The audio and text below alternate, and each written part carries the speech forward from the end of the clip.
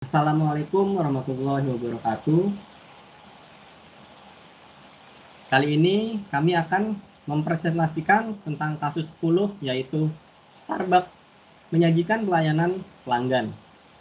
Pertama-tama, perkenalkan, dalam kelompok 4 ini terdiri dari yang pertama ada Restu Nugroho dengan NIM 99, yang kedua adalah saya sendiri Vito Arigi yaitu NIM 100, yang ketiga adalah Vina Tama dengan NIM 106, yang keempat Abian Putra Alamsyah dengan NIM 110, yang terakhir Faiji Arianda dengan NIM 124.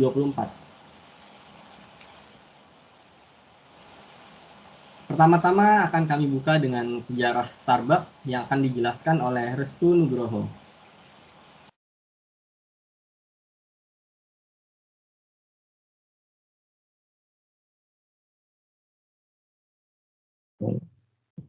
Oke, saya mulai. Sejarah Starbucks. Sejarah Starbucks dimulai dari Seattle pada tahun 1971. 3 orang sahabat, Jerry Baldwin, Jeff Siegel, dan Gordon Booker yang semuanya memiliki passion pada kopi, membuka sebuah toko kecil dan mulai menjual biji-biji kopi yang telah dipanggang, kopi bubuk, dan alat pemanggangan. Perusahaan ini berjalan dengan baik, tetapi berbagai hal mulai berubah pada tahun 80-an. Pertama-tama, Jeff Siegel menjual habis sahamnya pada tahun 1980.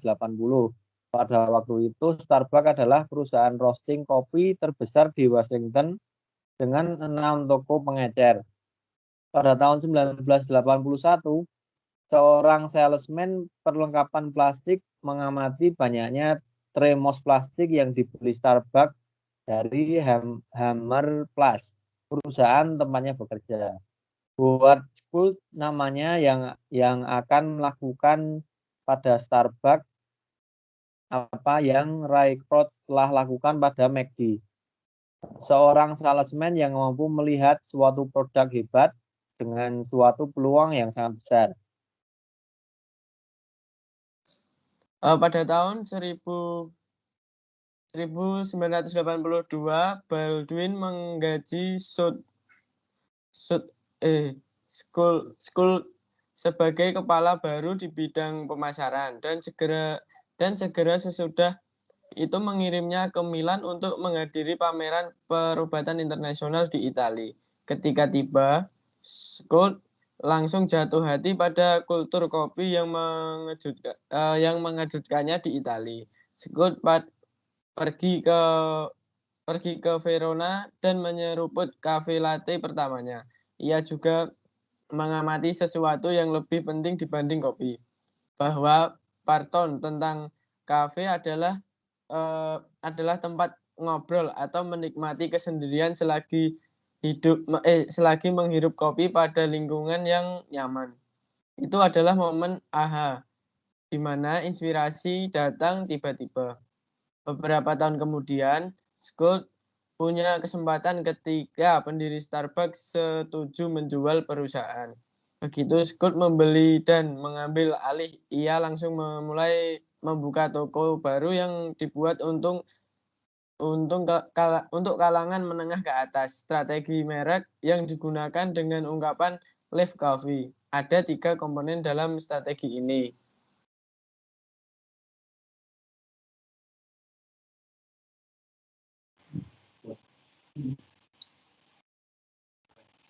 Pertama, kopi itu sendiri. 2, layanan. Dan ketiga, suasana. Saluran distribusi Starbucks di Amerika Utara sengaja ditempatkan di tempat yang punya mobilitas yang tinggi, seperti gedung perkantoran dan kampus-kampus. Semua orang yang bekerja untuk Starbucks disebut mitra. Perusahaan ini telah memperkerjakan 60.000 mitra lebih di seluruh dunia, dan 50.000 mitra terdapat di Amerika Utara. Ketika mitra dipekerjakan untuk retail dari Starbucks, maka diwajibkan untuk mengikuti 2 jenis pelatihan.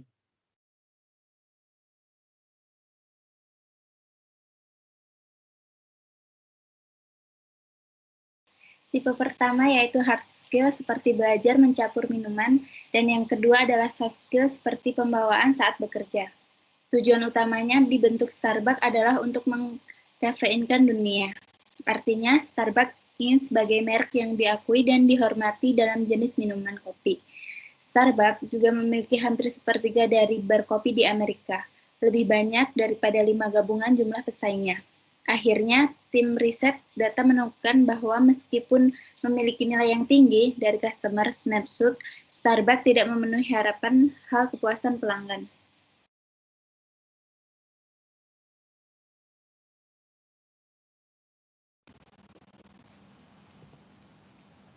Oke, selanjutnya akan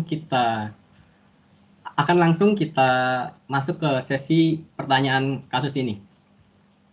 Pertanyaan pertama yaitu faktor-faktor apa yang dicatat sebagai kesuksesan Starbucks di awal era 1990-an dan apa yang begitu menarik tentang proposisi nilainya? Apa citra merek yang dikembangkan Starbucks pada periode ini? Pertanyaan berikut akan dijawab oleh Restu Nugroho.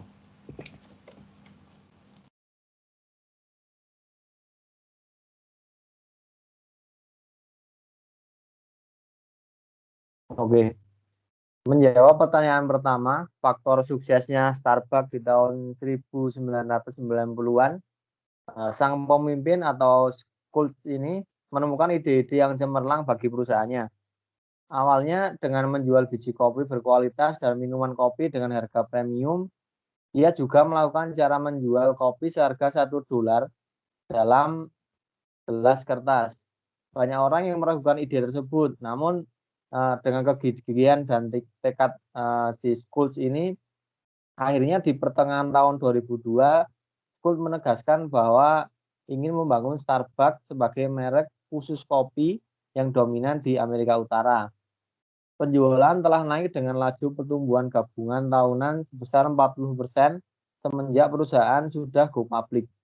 Dan sekarang mampu melayani hingga 20 juta dalam lebih dari 5.000 toko. Citra merek yang dikembangkan oleh si Schultz ini, oleh Starbucks, perusahaan ini mencoba mengembangkan es krim dan minuman teh premium. Kemudian Starbucks memperkenalkan produk minuman panas setiap musim liburan.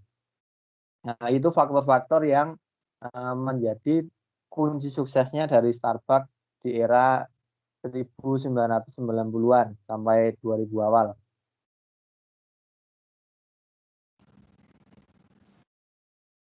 Oke, selanjutnya pertanyaan nomor 2. Mengapa tingkat kepuasan pelanggan Starbucks menurun?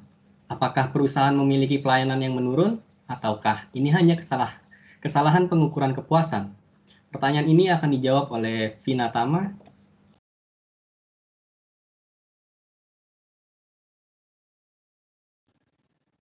Baiklah, saya akan menjawab pertanyaan yang kedua. Presentase tingkat kepuasan pelanggan menurun karena adanya produk minuman baru yang berbasis premium yang kadang belum familiar sehingga mereka masih merasa canggung untuk menikmatinya. Dibandingkan dengan para pengunjung lama, mereka cenderung ingin terus mencoba produk-produk baru yang dikeluarkan oleh Starbucks.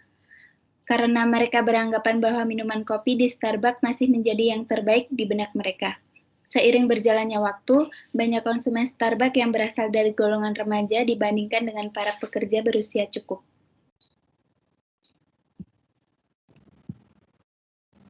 Oke, lanjut ke pertanyaan ketiga. Bagaimana Starbucks dapat berubah dari kondisi awalnya? Pertanyaan nomor 3 akan dijawab oleh Royji Arianda.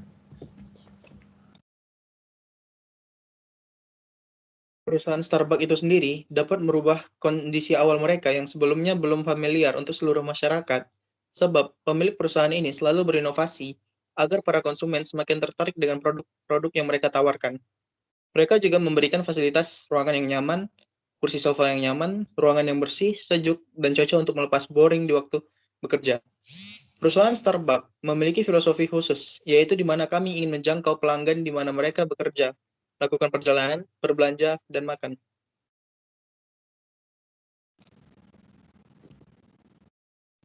Pertanyaan nomor 4. Jelaskan pandangan pelanggan Starbucks yang ideal dilihat dari sudut pandang profitabilitas. Apa yang akan diperlukan untuk memastikan bahwa pelanggan ini sangat puas? Seberapa berharganya pelanggan yang sangat puas untuk pihak Starbucks? Pertanyaan ini akan dijawab oleh Abian Putra Alamsyah. Untuk dapat memastikan kepuasan para pelanggannya, dapat dilihat dari pembelian minuman dan makanan dengan partai besar ataupun kecil. Lalu dari cara mereka menikmati produk yang dibelinya, serta menggunakan fasilitas yang disuguhkan oleh Starbucks. Pelanggan yang puas sangat berharga bagi Starbucks, sebab dengan puasnya pelanggan dengan pelayanan serta minuman dan makanan yang diberikan, maka para pelanggan akan tertarik untuk mengunjungi Starbucks lagi, dan mungkin saja mereka bisa langsung mempromosikan Starbucks kepada saudara-saudara atau rekan kerjanya.